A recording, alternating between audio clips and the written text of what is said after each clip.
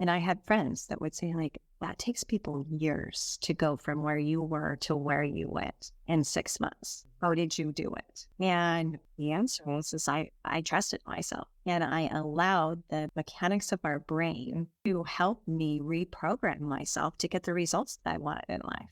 And this is something that everybody can do. So that's where I'm at today. It's like, I am so passionate about helping people understand that we have all of the answers. We have all of the capabilities. We have everything we need inside of our brain. We just need to know how to use it.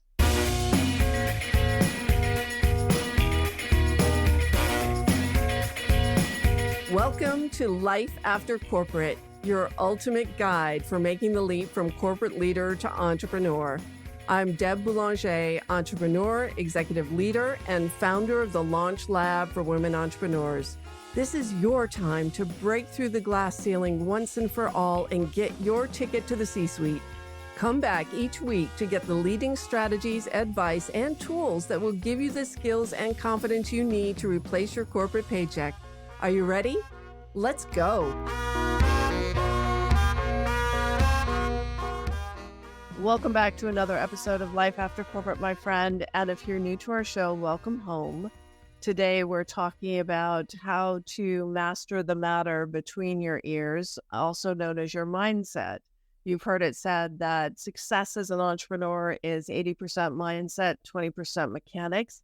And today, my guest, Rebekah Hogan, is going to help us unpack that a bit and understand what these inner workings are that are responsible for the success that you crave. Rebekah Hogan is a master coach of neurolinguistic programming, also known as NLP. She is a talent optimization partner with the Predictive Index, and she is a dynamic force in personal transformation. She is also a certified hypnotherapist, a purpose coach, and a psychosensory therapist, among others, and her expertise is really unparalleled. And what I love about Rebekah is that she's taken all of these different modalities and combined them into integrated solutions where she works with clients on their personal transformation. And usually personal transformation is accompanied by some sort of professional transformation, relationship transformation. You can't transform just a piece of yourself and not have everything else follow. So she combines these diverse modalities and works with high-achieving women leaders to transcend mindset, unlocking limitless potential. So Rebekah, welcome to Life After Corporate. I'm thrilled to have you here today. Oh, thank you so much, Deb. I am excited to be here with you today. Yeah, so it's been a pleasure working with you, seeing your journey unfold. And I know you don't have the traditional corporate background of working for a corporation and then deciding to go for entrepreneurship. You've been experiencing entrepreneurship your entire life. Tell us about your most recent pivot. Yeah, well, it started, I started taking over my family business in a very male-dominated industry as a young woman. And I had to constantly prove myself, prove my worth, find my seat at the table and prove that I was capable of having a voice. So I've been having to really express that my whole life, fight for that. And after that, I moved into another family-owned business in the distribution background. And again, being a female in a very male-dominated industry, fighting for my voice. And there was a moment in my life that started really around the time that my kids were applying for college and they were trying to figure out what do they want to do with their lives. And they felt like it was like the biggest decision they were ever going to make, and they were going to be stuck there in that decision for the rest of their life. And I had to look at my life in that moment because I am giving them advice saying, like, it's not a decision that you're going to have to live with forever. This is a moment in time. This is just part of the journey. You don't have to take it so seriously. And then here I was in my life, like stuck in this moment for 20 years of being all the things for everybody. And I realized that I was not living my life for me. And it was really in that moment that I realized, like, something has to change. I need to start doing something that brings me joy. And that was really the beginning of the story that turned into Marca Vita and the brand that I'm creating here, which, to share a little bit of background on that, Deb knows Marca Marca is a translation of brand, and Vita is life. And so Marca Vita is really about living your life, being authentic to your true self. And how do you show up in the world as your authentic self and living your purpose, fortunately, courageously, fearlessly? And that's what I work with people on, is how do we show up as our highest self every day, bringing purpose and meaning to our lives. Yeah, it's so poignant, that moment when your kids are grown up and they're going to college, and then that in just organically starts to ignite something in you, like, well, what's my next phase? What's my purpose now? What am I going after? I went through something similar when Jared went to college. I remember grabbing my journal and sitting down at the kitchen table and say, okay, Deb, what's next? And that's where a lot of the business model that we have today was born in that moment. So it's so interesting. I never heard anyone else say, I started to question things when my kids went to college. So I assume that part of your personal transformation and learning all these different modalities around mindset and perception and who we are as individuals and identity, was that something that you pursued on your own at that time? Yes. And it was really, this whole process was so intuitive, guiding me to what lights me up, right? Because in that time, whenever I realized that something had to change, and I realized how much I dreaded getting out of bed every day, going into this office, working 15 hours a day so that I could have all the things that everybody said would make me happy. And I could check the list, and I knew that I had all of the stuff, and I still didn't enjoy my life. And so I had to pause, because otherwise the only other answer I could come up with was running away. And that wasn't a good answer. So I worked really hard for the life that I had. And so running away didn't really seem like a great option. So it was a pause. I had to just stop and actually take inventory of my life, my emotions. And I realized that I had been so much in that cycle of go, do, hard, prove, that I had no clue what I wanted, who I was. I had completely lost touch with the ambitious, visionary young woman who wanted to change the world, that believed in magic. I mean, I'm so far back into, my teenage years. I believed in the magic of our mind. Whenever I was 15 years old, I knew if I thought about something deep enough, if I visualized it enough, I knew I could make it happen. And somewhere in between, I gave my power away, trying to prove my worth to people. And so it was that pause where I said, I need to stop and just know what I want, because I had been giving that away for so long that I went down this path of needing to understand more about myself. And it started just really getting in touch with myself. How do I had been drinking, and this is what led to my I don't really refer to it as soberness, but it led to my alcohol-free lifestyle, my life of clarity, shall we say. Because I realized that I'd been drowning my emotions. I had been muting my emotions. So I decided I needed to stop using that crutch and just get in touch with myself. And it was raw and it was painful. And it was, I refer to it as I was wearing my skin inside out, and everything rubbed up against me.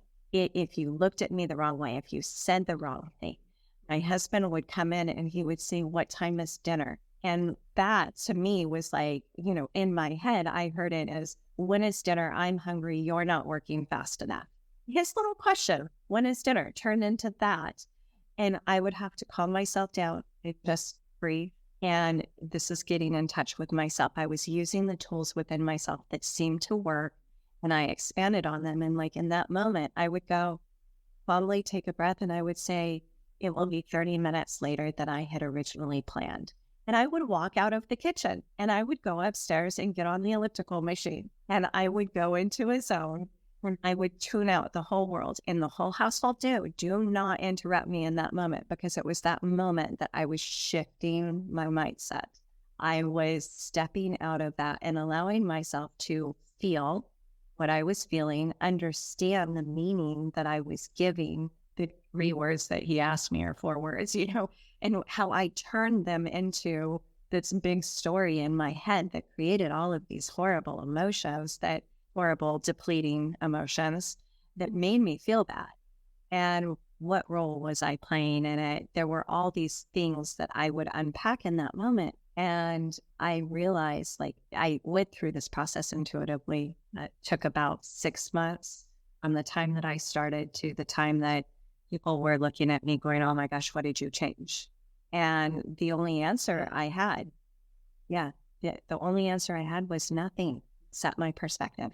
Wow. I think the most amazing part of this, as I'm listening to you, is that you came to this conclusion by just listening to your body, really, and understanding that alcohol is so numbing, and we all have numbing addictions, whether it's watching TV. Some people use exercise as a numbing addiction as well to escape. So some of them are more socially acceptable than others. But, to have that awareness that my life isn't working, I'm numbing myself out. And I think so many women do this because, oh my God, if we all shine so bright, if we all gave everything we had to every day, oh my God, that would disrupt the entire universe, because we're taught from a very young age that we are supposed to be less than, we are supposed to, fit to norms and not be as gregarious or as outspoken or as creative as our male counterparts. And the fact that you came at this and you saw the triggers, because most people are on automatic pilot and they don't notice those triggers. And you went up on the elliptical to reset, what am I making up about this story, and reset it and then come back differently. That I think is just incredible. Well, I'll share with you, Deb, that up until that point in my life, I would say I would have a switch. I would just turn on, turn off in every area of my life. When things got hard, turn off. When I didn't like something, turn off. And I would turn the switch off and I would mute. I would dim everything, including myself, and I would just walk away. Like, literally just stop the emotions, walk away. And there was a moment where I remembered something that my dad had said to me whenever I was 17 or 18, complaining about people in my life and things happening, all the drama.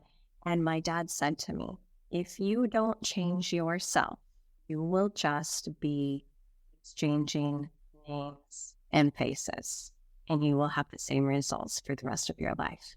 And so I was literally about ready to flip that switch to say, I'm done.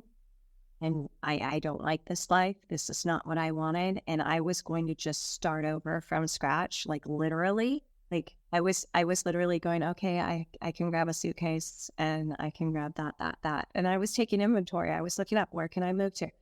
And I stopped for a second and thought, well, wait a minute. If I don't change myself, I will just be exchanging faces and names, and I'm going to be right back here again. Yeah. And it was really that advice that my dad had given me 25 years before hit me in that moment, that I was like, you know what? I'm not going to flip the switch off. I'm actually going to explore this. And that was for me the cue to actually be aware, because the self-awareness did not exist before that. And it was the choice in that moment that I am actually going to understand what role I play in this, because I don't want to be the victim of my life. Yep. It's so many people succumb to circumstance and focus on blaming outside events for their personal situation, whether it's their feelings, like, why did you make me feel bad? Or, I am stuck in this job, or it's the economy, or it's the pandemic, or it's everything else outside of me and not me. And so what I'm curious about, I'm sure our listeners are curious about as well, is what did you do next once you had this level of awareness? Because you have certifications, like a laundry list of certifications in different modalities. I mean, I'm always amazed every time I excitedly say, oh my God, I discovered this. This is so cool. Rebekah's like, oh, I'm certified in that. So, so how did you start this journey? And what led you to this really wanting to understand the science of the mind? Yeah. So it was, again, a very intuitive moment. COVID happened. My kids got sent home from college, and they were complaining that, oh, our life's on hold. I don't get to see my friends, all the things. And I looked at them and I said, oh my gosh, look how much time we just got back in our day. Like, I don't have to drive an hour every day to work. I don't have to sit. It literally would take me an hour to drive 15 miles in LA traffic to get to work every day. I was like, I just gained back 2 hours out of my day. We can do so many things with this. This is a time, like, all of the judgment, all of the fear, all of the expectations are on pause. Like, guys, you can explore anything right now. And so I offered to them that I would pay for them to do any course that they wanted to online.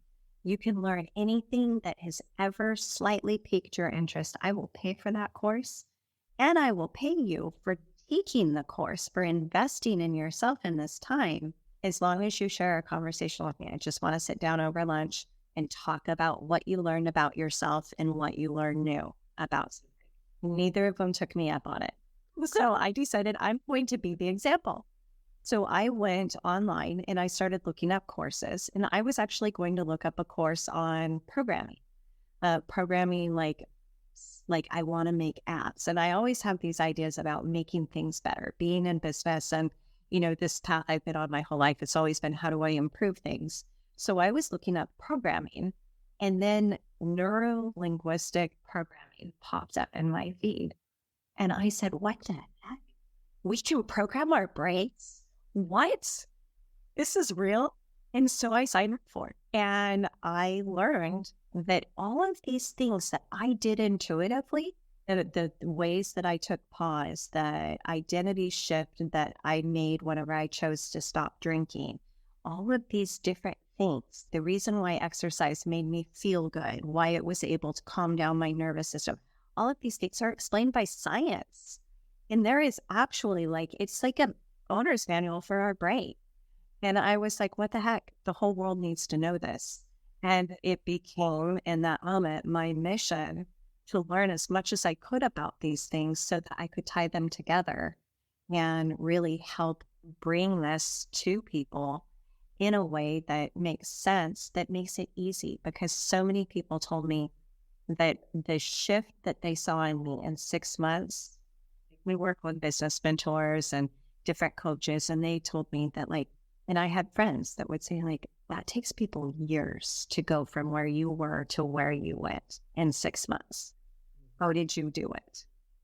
And the answer is I trusted myself. I went inside and I allowed the mechanics of our brain to help me reprogram myself to get the results that I wanted in life. And this is something that everybody can do.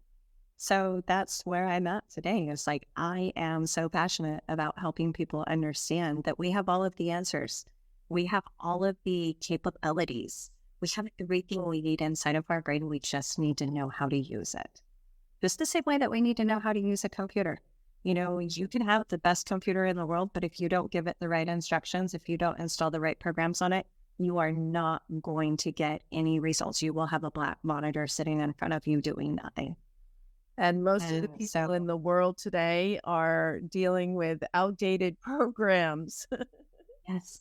The ones that were installed back whenever we were children, right? Yes. Exactly. So Yeah. let's talk about, fascinated by NLP, and I'm sure people who aren't familiar with neurolinguistic programming would be curious about what does NLP mean. And so just a quick explanation about that. And then let's talk about going beyond mindset, right? So mindset, people, I think, have very surface level understandings of what mindset really is.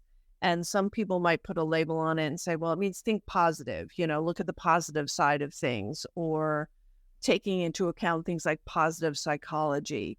But neurolinguistic programming, hypnotherapy, those types of practices that you are studied in go so much deeper. So can you just bring us on that journey? First of all, what is NLP?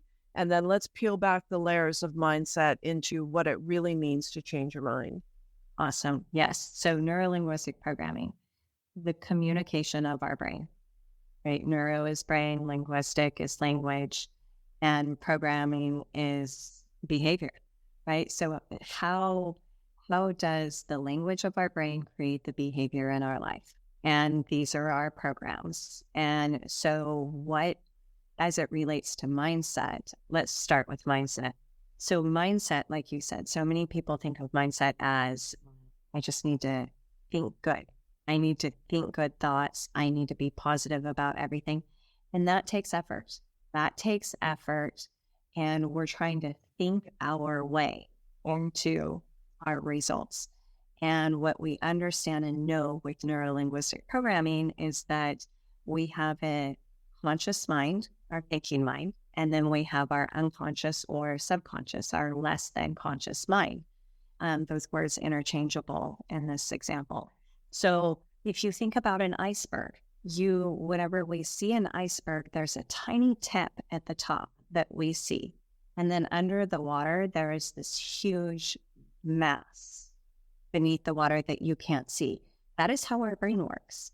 We have our conscious mind, which is the tip, which is about 5% of how our brain functions.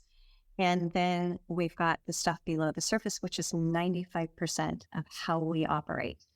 And that is freaking amazing, because let me tell you, if we had to think about breathing, I know I'd be dead like within seconds if I had to think about breathing. So our unconscious mind handles all of our nervous system, all of our body functions, all of these autonomous things going on in our body. It also is there to protect us.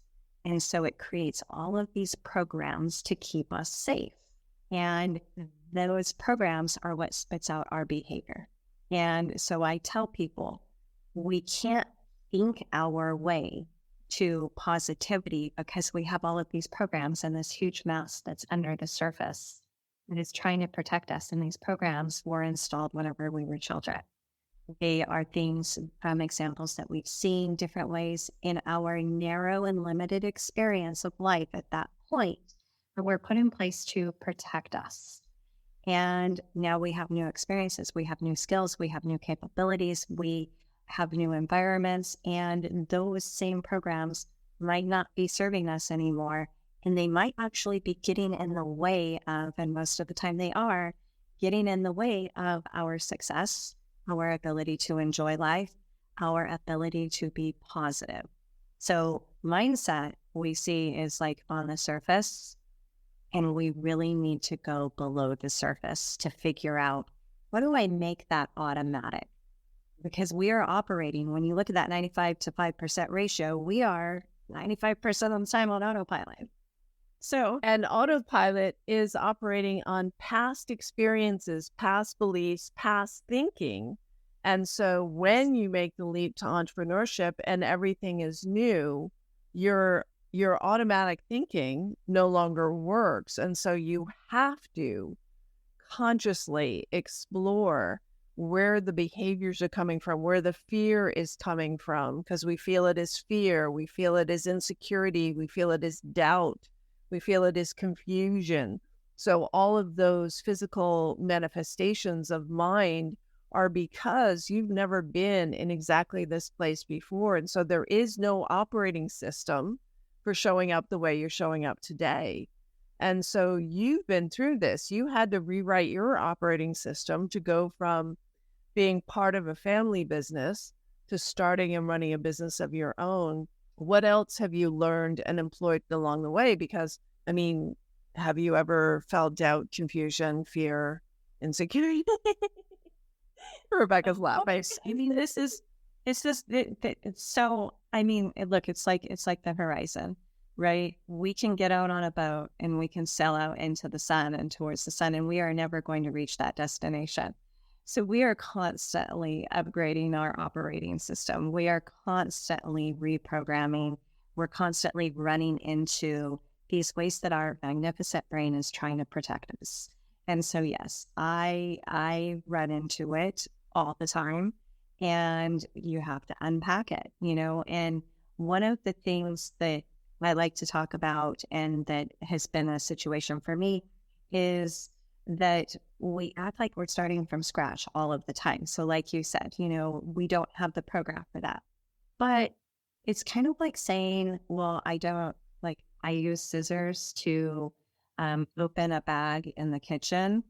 Then you're in your closet and you want to cut the little strings off of your shirt, your blouse that keeps it on the hanger. And you still can use the same scissors. You know how to use scissors. You know how to use those tools. You just have to make the connection between the tools and this new experience. And so much of it is recognizing the past experiences and how they apply to these new experiences, so that we can be in the identity, that state of knowing that we know how to move through this. So it goes back to that self-trust. Initial self-trust that put me on this journey to start off with is that I have all the tools. I have everything I need within me. And my unconscious mind, my patterns, my autopilot will tell me I don't have those tools. And then through other like psychosensory tools, different things that will stop the nervous system going in that fight, flight, or freeze, that protective mode, I stop it and then look within. How do I connect with that? What resources do I have? What is my evidence that I actually can do this? Because I know I can do this. Because whenever I've dealt with, we look back in our corporate lives or our past lives, we've dealt with so many struggles. Whenever we have to prove that we are capable of answering a question that people would just automatically expect our male counterpart to just be able to answer, and they would trust the answer, we have had to put all of the evidence behind it. And we've had to, oh my God, right? And we've had to prove why our answer is just as valid as someone else's answer. And so we know how to get past struggle, and we know how to get past hard. And it's stopping in that moment, just stop down regulating the nervous system to allow ourselves to go into our past experiences, those past behaviors, and say, where have I done this before? And how can I apply it? Or where have I done something similar? I call it borrowing and bending. We do it in marketing, we do it in business. Let's do it in our brain so that we can get better results, right? We borrow and bend. I've done it before, kind of. I can take that same concept and apply it to what I'm doing now. You mentioned the nervous system regulators. What do you mean by that? Okay, so our brain, and it's beautiful attempt to keep us safe. We have this response that we call the fight, flight, or freeze. It's our amygdala. It's recognizing whether or not we are in danger, and it creates neurochemicals that flow through our body that prepare us for that fight or that flight, to run, or to slow everything down, to freeze. And in those moments, whenever we're facing those fear, whenever we're that lack of confidence, that is when our nervous system kicks in to say, let me protect you. And we go into that fight, flight, or freeze, and it can show up as, it takes us outside of our creative brain and it puts us into survival mode. And whenever we're in survival mode, it really creates a lot of cortisol and adrenaline and things that deplete our energy and block our ability to be creative, to be even in our thinking brain, to even be really consciously aware of the decisions that we're making. And so a lot of times we are in that fight, flight, or freeze in our autopilot all the time. And it doesn't feel good in our body.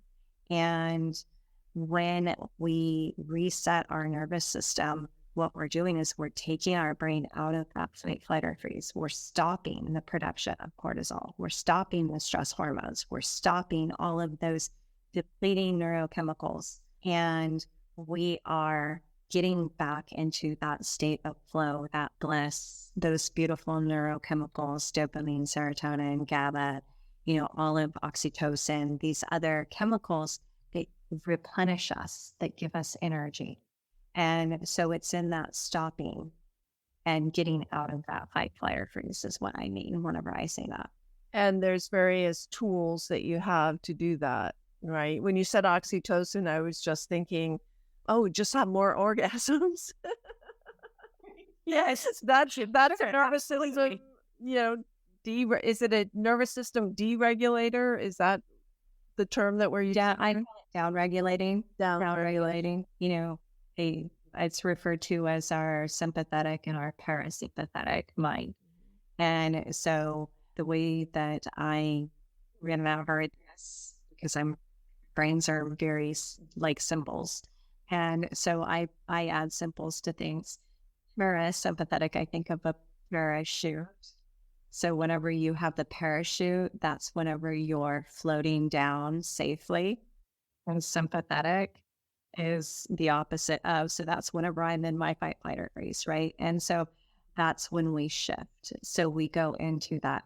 We get our parachute, our safety, we're in that state of ease of landing. We're not going to have a crash landing. We're going to ease down.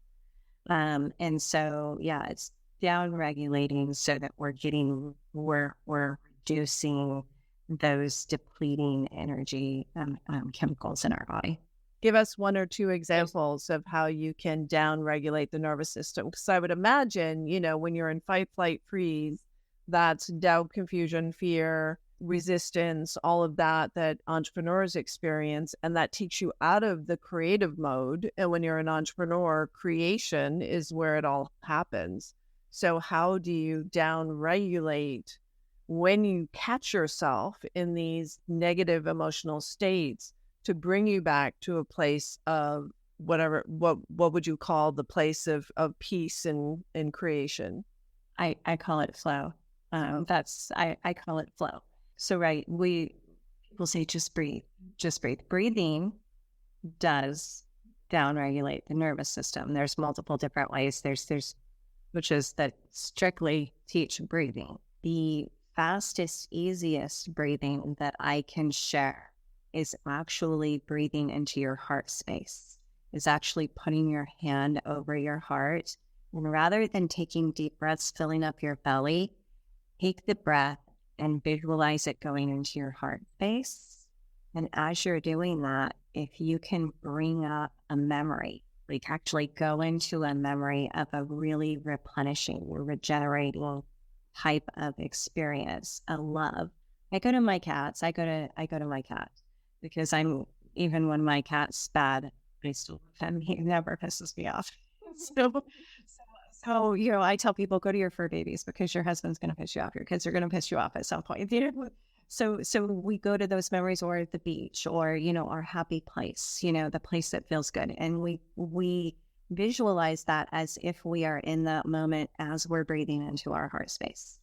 And that will immediately pull you out and create a coherence between your heart and your brain, which is the energy that's flowing through your body, right?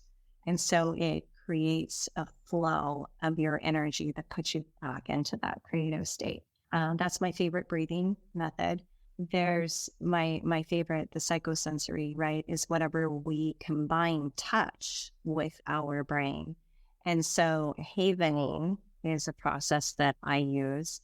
And so if you think of the word havening came from the concept of a safe haven. So through touch, we create a safe haven for our nervous system. And so you can do it just as simply as rubbing your hands together, like as if you were like applying lotion or washing your hands, just gently washing your hands, or running your fingers through your hair. You can run your fingers through your hair. This is my favorite one. And it reminds me of when we take showers, right? We have a really bad day. And this is where I want to point out how intuitive our brains are, and how when we listen to ourselves, we have the answers. We have a really, really bad day. What do we want to do? We want to go wash it off, right? Like, I just need to go take a hot shower and I need to go wash it off. When we do that, the feeling of bliss is when the water hits our head and we just allow it to hit our head. And we think, your thinking brain thinks that we're washing all of that away. It's the warm water. No, it is not. It is the fact that that water is hitting your head. And in that area of your head, you are, as it's hitting there, it's activating delta brainwaves, which our delta brainwaves are our slowest brainwaves, the brainwaves that are the most elevated when we're in our deepest level of non-dreaming sleep. And these are the brainwaves that move our memories around. And when they are active, we're producing oxytocin, serotonin, dopamine, GABA. We're producing all of these beautiful neurochemicals that just flood our body. And that's why showers feel so good whenever you do that. But you can achieve that right here on Zoom with your hands below the surface. If you're on a call and you're nervous, all you have to do is just rub your hands together gently as you're just like allowing yourself to calm down. And you think about it. And I used to hear this like, oh, she's wringing her hands with worry. Well, that's an intuitive way that people know that we produce delta brainwaves by doing this, and it downregulates all of those that fight, flight, or freeze ticks up in our body, and it allows us to come back to that state of ease, that state of flow with our nervous And system. it's probably also why we have our best ideas in the shower, right? People always come out of the shower and say, oh my God, I had these best ideas, because you got out of your head and you started producing different brain waves, which enabled things to move around. And so you're literally thinking differently. You're accessing more of the unconscious material and coming up with more creativity, more ideas, because you have downregulated your nervous system by allowing that water to hit your head. That is absolutely phenomenal and incredible. You talked before, when we first got started, you talked about shifting your identity. It was when you talked about giving up drinking alcohol and making different choices. Can we talk about shifting your identity? Because if someone thought about, well, I need to change my personality or shifting my identity, what does that mean? It feels like it might be hard or impossible, or there's no rule book for that. What do you mean by shifting your identity? Well, I'll go directly into that example of whenever I stopped drinking. A lot of times whenever we think about how to make change, I like to talk about identity as it relates to change, because when we think about change, if you think about it in a pyramid shape, a hierarchy, right? At the very bottom level, we have environment. And if we try to make change at the environment level, there's a lot of places. So stopping drinking. If I had to go, okay, I'm not going to drink when I'm with this person. I'm not going to drink when I'm with this person. If I had to individually address figuring out how to not drink with every person that's in my life, or every restaurant that I went to, or every situation in my life, it's a lot of change that I'm trying to make. And that's really hard, right? And so there's this hierarchy, and we've got our environment, our skills, our capabilities, our values and beliefs, and our identity. And then even above our identity is greater than us. And so it's when we go at least to identity, if not greater than us. So this is where purpose and cause can also change our results in life. When we change our identity, when we choose to take on a different identity, and I'll unpack that in a second. When we do that, what happens is it's trickle down, because now with that identity changing, I change my beliefs and my values, which then change my capabilities, what I'm capable of doing, learning, experiencing, which then changes my behavior, which then affects all of the environments that I'm in my life. So in this instance, I decided I was struggling with, am I an alcoholic? And this was a question, and I did not like having that conversation with myself. And I hate titles. And this is the other thing, is I hate titles, because whenever we give ourselves a title, we create the values and beliefs behind it, which then create the capabilities, which then create the behavior. And so if I choose an identity that I don't like, I'm reinforcing all of those beliefs, behaviors, and I'm making the change hard. So if I choose an identity that fits with the change that I want to make, then I now have different beliefs. I have different values, which trickles down into my capabilities, my behaviors, and all of the environments that I'm in. So in this instance, I said, well, what is the behavior of an alcoholic? And I didn't know this process. I did not know this modality at the time. Whenever I heard this and it was taught to me, I was like, that's how it works. Again, validating that we have the answers within ourselves.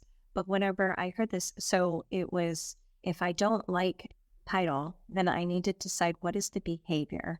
What is the definition of that title? So I decided, okay, well, to me, my definition of an alcoholic is someone that doesn't know how to stop. So for me, and it's different for everybody.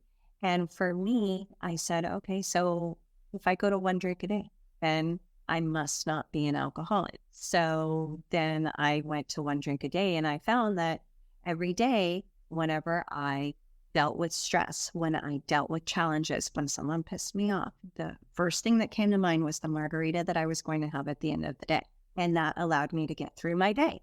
And then I realized, well, maybe I'm still a drinker. I don't like that identity either, because I have a dependency on that drink is what's getting me that thought of that relaxation is getting me through to the end of the day. And so I decided, well, so it's the relaxation that I want.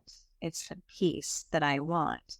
So what do I need to be instead? So I don't want to be a drinker. I don't want to be an alcoholic. I don't want any of those titles. I want to trust myself.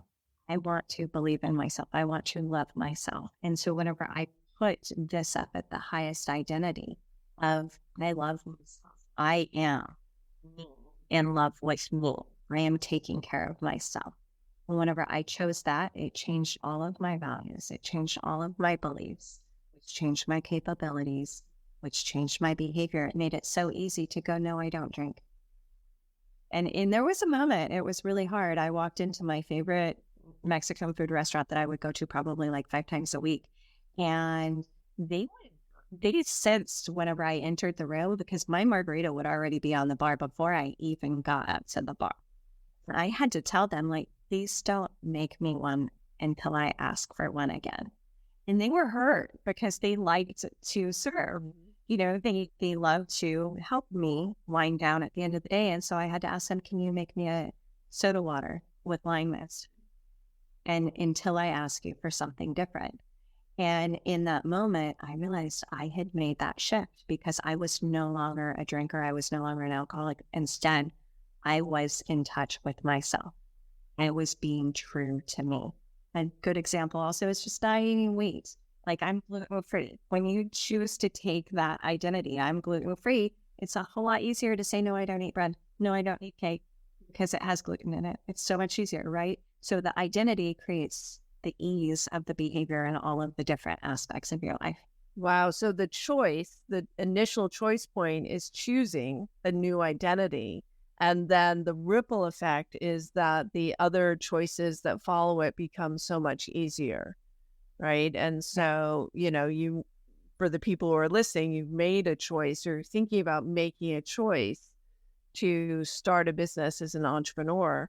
And that is a new identity. And so that will have a ripple effect of different choices along the way.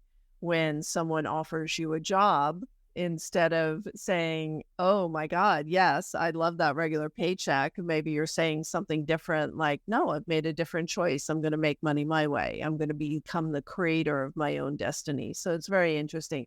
Rebekah, I could talk to you forever and would love for you to just share a little bit about how do you work with people?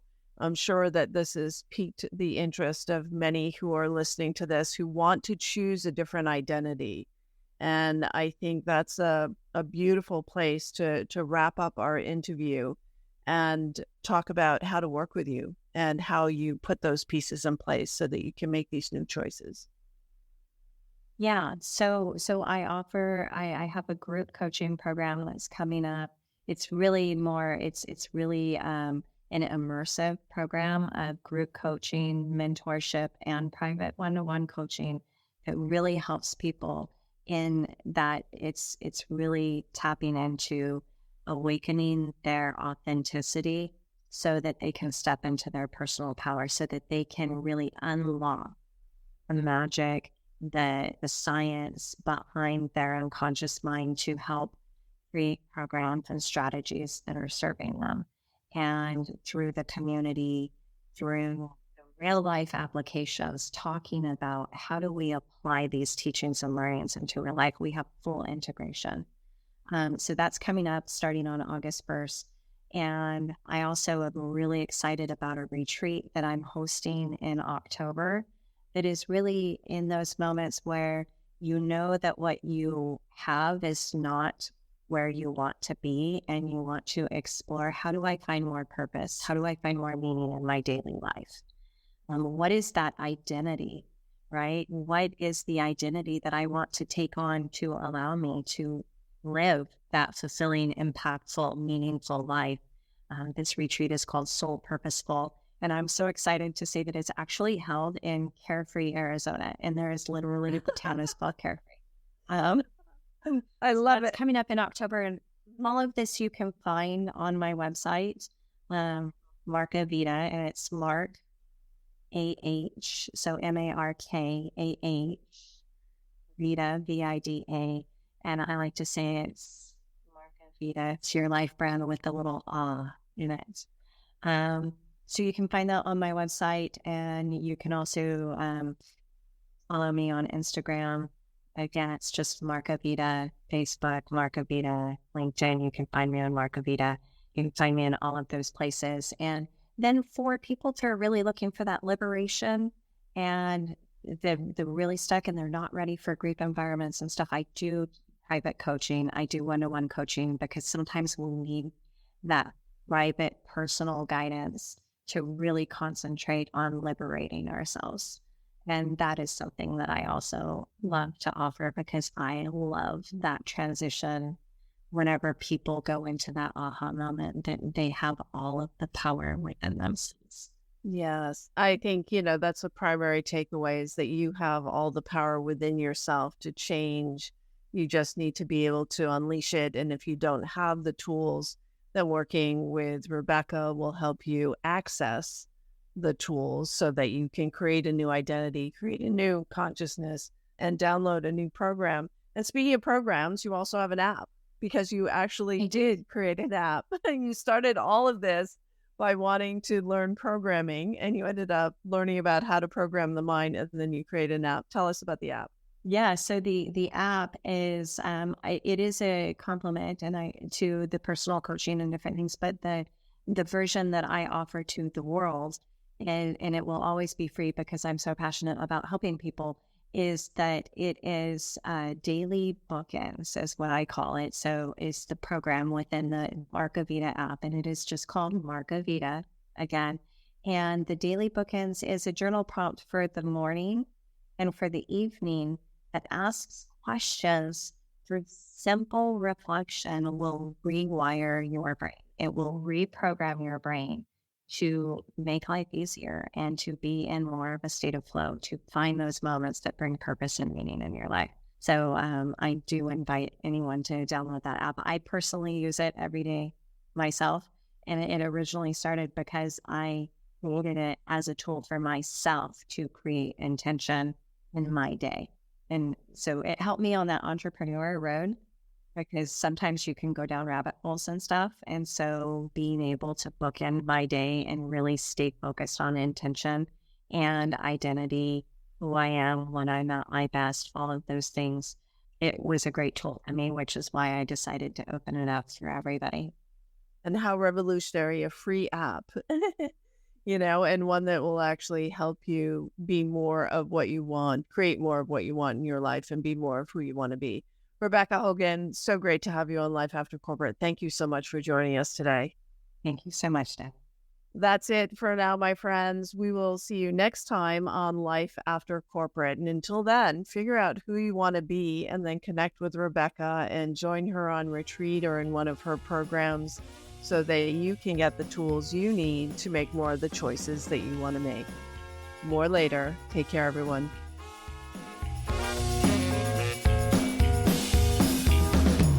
Thanks for listening, my friend. If you enjoyed this show, please head over to iTunes and subscribe and leave us a review. And be sure to hop over to the Life After Corporate Facebook group and join other growing entrepreneurs to get weekly tips on how to create more money and meaning doing work you love.